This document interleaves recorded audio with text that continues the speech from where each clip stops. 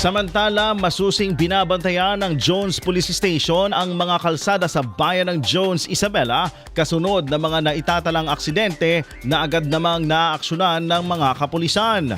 Sa panayam ng IFM News Team kay Chief of Police Mervin de los Santos, sinabi niyang nagpapatupad sila ng mas pinaigting na police visibility sa mga national highways at maging sa mga barangay upang maiwasan ang disgrasya sa kalsada.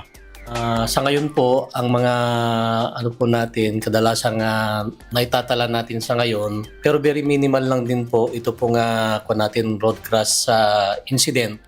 Dito po sa ating national highway ay na-prevent po natin o na-mitigate po yung aksidente na sa pagtutulungan po ng ating pong mga sa MDR, sa BFP, sa PNP, para doon po sa may puspusan po natin na kampanya para doon sa may po natin pagiging visible sa highway at kaya yung po mga minimal po na na itatala po natin ay nangyayari kadalasan doon po sa mga remote barangay, ma'am.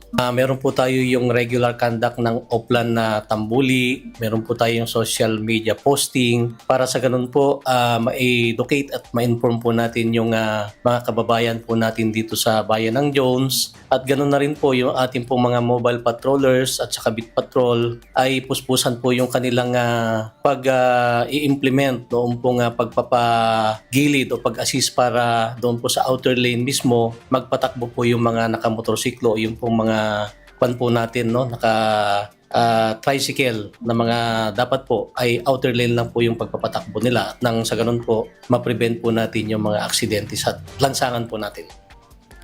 Ayon pa kay De Los Santos, pinalalakas din ang koordinasyon sa mga opisyal ng barangay sa pamamagitan ng regular communication at pagtatalaga ng mga mangangasiwa sa peace and order.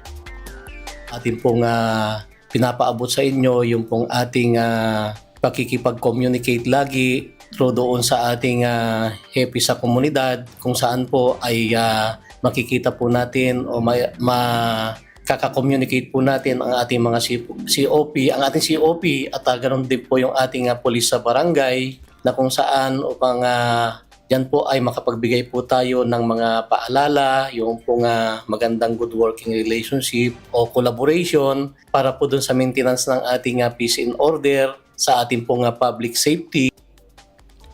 Sa kasalukuyan, wala pa rin umanong naitatalang engkwentro sa pagitan ng New People's Army at mga kasundaluhan sa kanilang lugar.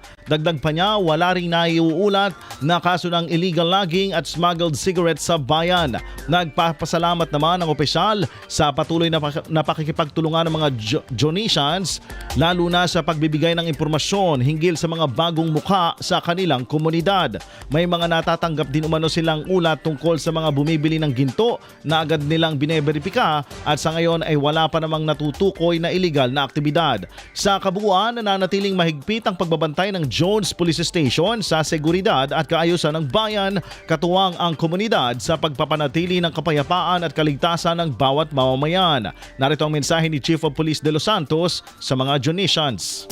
Meron man po yung ating mga report sa mga suspicious looking personality o mga hindi kanais-nais na ating mapansin sa ating pong pamayanan. Tayo naman po na mga nasa barangay ang talagang nakakaalam kung ano po yung talagang nangyayari sa ating mga respective na barangay. Kung kaya't yan po yung aming laging hinihiling sa ating mga kababayan na sana ay yung pong timely reporting ay parating po sa ating kapulisan at nang sa ganun po ay maka-action po tayo ng mabilisan. IFM News.